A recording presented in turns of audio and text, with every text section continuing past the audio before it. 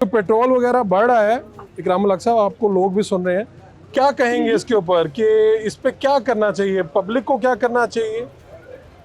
जी, दरअसल हुकूमत को इस तरफ तवज्जो देनी चाहिए कि महंगाई ऑलरेडी पाकिस्तान में बहुत ज़्यादा है।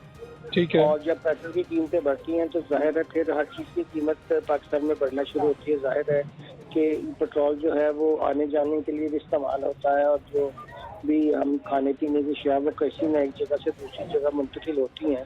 तो उसके ऊपर खर्चा जो है वो बराह रास्त जो है फ्यूल का आता है।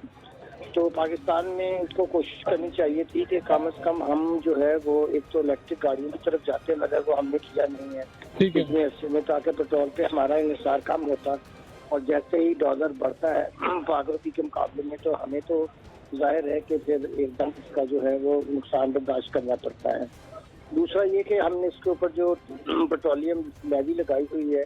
उसको कम करना चाहिए, क्योंकि जब आप एक ख़ास सतह के ऊपर उसको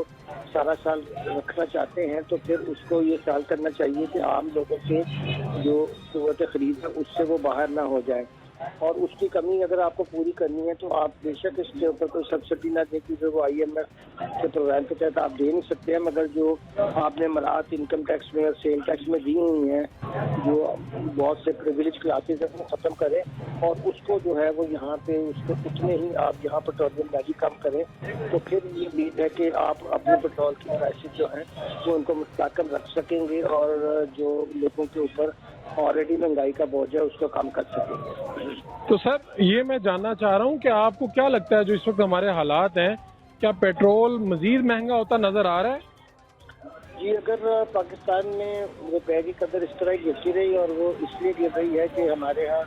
जो है वो बेयकीनी की सूरत हाल है, और हमारे पास जो है वो डॉलर की कमी है, क्योंकि जो उसकी डिमांड है वो ज़्यादा है और हमारे पास सप्लाई नहीं है। ना तो हम कोई एक्सपोर्ट से ज़्यादा डॉलर कमा पा रहे हैं, बाहर से जो हमें बहुत ज़्यादा रेमिटेंस आती थी यानी कि वो भी कम हो गई।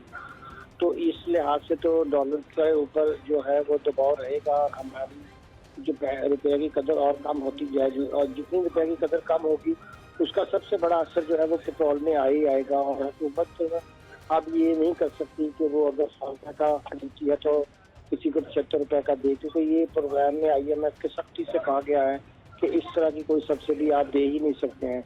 क्योंकि ये जो हमारा अभी 3 बिलियन का 9 महीने का IMF का प्रोग्राम चल रहा है, इसको कामयाब करना बहुत ज़रूरी है, और निगरान हुकूमत तो उसी को फॉलो करे। तो हमें ये तवज्जो देनी होगी हुकूमत को कि वो किसी तरह से हमारे जो रुपये की कदर है उसको भी मुस्तकम करे, जो स्मगलिंग हो रही है उसकी, या उसकी जो लोग जो है वो बिना जवाब की जखीरा अंदोज़ी कर रहे हैं उसकी तरफ तवज्जो दे, ताकि इसकी मुनासिब जो है वो सतह के ऊपर हम इसको रख सकें। फिर हम जैसे मैंने किया कि पेट्रोलियम लेवी को कुछ कम करें, और उसकी जो कमी है वो टैक्स के जो एग्जम्पशन है उससे पूरी करें, तो फिर हम आने वाले 5-6 महीनों के लिए एक ख़ास मुस्तहकम सूरत हाल रख सकते हैं। तो सर क्या आवाम जो एहतजाज करेगी उससे मईशत की कोई सूरत हाल बेहतर हो सकती है? नहीं, अवाम के एहतजाज करने से बाहर कैफ ये ज़रूर है कि हुकूमत को ये तो रियलाइज़ होना चाहिए कि एक तरफ तो हम इतने ज़्यादा टैक्स जो है लगाए हुए हैं जिसकी वजह से ये महंगाई बढ़ती है, और दूसरी तरफ जो है वो रुपया अपनी कदर खो रहा है। तो कम से कम वो जो फौरी इक़दाम कर सकते हैं उसमें जो टैक्सों की बेजा मराद दी हुई है, जो तकरीबन 3 जो है वो खरब के करीब है, वो तो कम से कम वहाँ से ख़त्म की जाए। उसमें से अगर 300-400 बिलियन भी 500 बिलियन भी ख़त्म कर दी जाए जो बिला जवाज़ है, तो उससे कम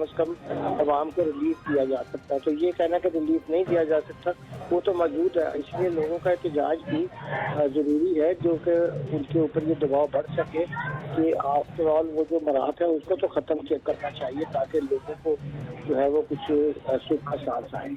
सर आपका बहुत बहुत शुक्रिया सर।